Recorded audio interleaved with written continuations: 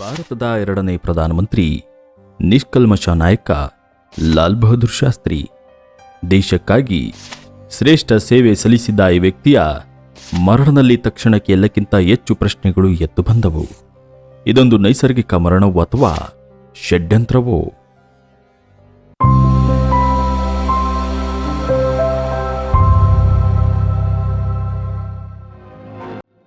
Премьер-министр Индии Лал Бахадур Шастри.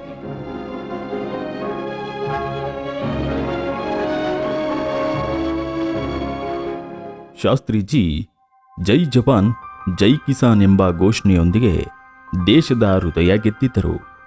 1965ರ ಯುದ್ಧದ ಸಮಯದಲ್ಲಿ ಅವರ ನಾಯಕತ್ವ ಅನನ್ಯವಾಗಿತ್ತು.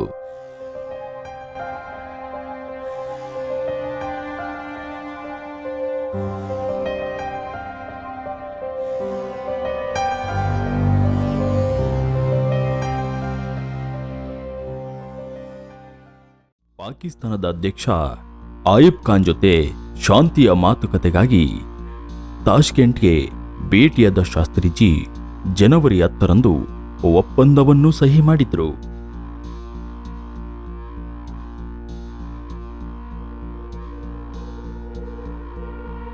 Переговоров и подписанием декларации. Так закончилась историческая встреча в Ташкенте.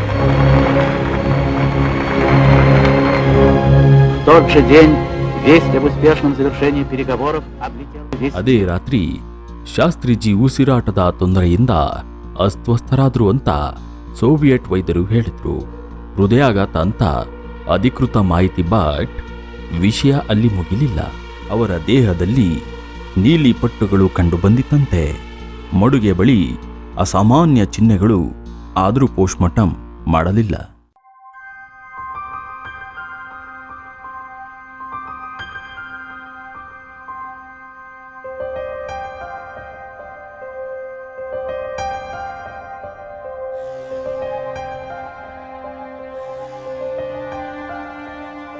ಶಾಸ್ತ್ರಿಜಿಯ ಪತ್ನಿ ಲಲಿತಾ ದೇವಿಯವರು ಸ್ಪಷ್ಟವಾಗಿ ವಿಷದ ಅನುಮಾನ ವ್ಯಕ್ತಪಡಿಸಿದ್ರು. ಅವರು ಎಂದಿಗೂ ಹೃದಯದ ಕಾಯಿಲೆ ಹೊಂದಿರಲಿಲ್ಲ ಅಂತ ಹೇಳಿದ್ದಾರೆ. RTI ಆಕ್ಟಿವಿಟೀಸ್ ತಮ್ಮ ಮಟ್ಟಿಗೆ ಶ್ರಮಿಸಿದ್ರು. ಆದರೆ ಸರ್ಕಾರ ಮಾತ್ರ ರಹಸ್ಯ ಕಾಯ್ದೆಯ ಹಿನ್ನೆಲೆ ನೀಡಿ ಎಲ್ಲ ದಾಖಲೆಗಳನ್ನು ನಿರಾಕರಿಸಿತು. ಇದು ಅಂತಾರಾಷ್ಟ್ರೀಯ ರಾಜಕೀಯದ ಭಾಗವೋ, KGB, CIA ಅಥವಾ ದೇಶದೊಳಗಿನ ರಾಜಕೀಯ ದುಷ್ಕೃತ್ಯವೋ? ಕೆಲವರು ಹೇಳುವಂತೆ ಶಾಸ್ತ್ರಿಜಿಯ ಅಸಹಜ ಆತ್ಮನಿಷ್ಠ ಕೆಲವರಿಗೆ ಮುಳುವಾಗಿರಬಹುದು. ಅಷ್ಟೊಂದು ಮಹತ್ವದ ನಾಯಕನ ನಿಗೂಢ ಮರಣ even today it's missing from text books, discussions and documentaries. ಯಾಕೆ? ಎಂದಿಗೂ ಹಲವರು ಇನ್ಕ್ಲೂಡಿಂಗ್ ಮಾಜಿ ಅಧಿಕಾರಿಗಳು ನ್ಯಾಯಕ್ಕಾಗಿ ಕೇಳುತ್ತಿದ್ದಾರೆ. ನ್ಯಾಯ ಸಿಗಬೇಕು ಅಥವಾ ಈ ಸತ್ಯ ಸದಾ ರಹಸ್ಯವಾಗಿ ಉಳಿಯಬೇಕು? ಇದು ನಿಜಕ್ಕೂ ನೈಸರ್ಗಿಕ ಮರಣವೇ ಅಥವಾ ನಮ್ಮ ಇತಿಹಾಸದ ಅತಿ ದೊಡ್ಡ ರಹಸ್ಯಗಳಲ್ಲಿ ಒಂದೇ? ನಿಮಗೆ ಬಗ್ಗೆ ಏನನ್ನಿಸಿತು ಕಮೆಂಟ್ ಮೂಲಕ ಹಂಚಿಕೊಳ್ಳಿ. ಇದಾಗಿತ್ತು ಇವತ್ತಿನ ವಿಶೇಷ. ಮತ್ತೆ ಭೇಟಿಯಾಗೋಣ. ನಮಸ್ಕಾರಗಳು.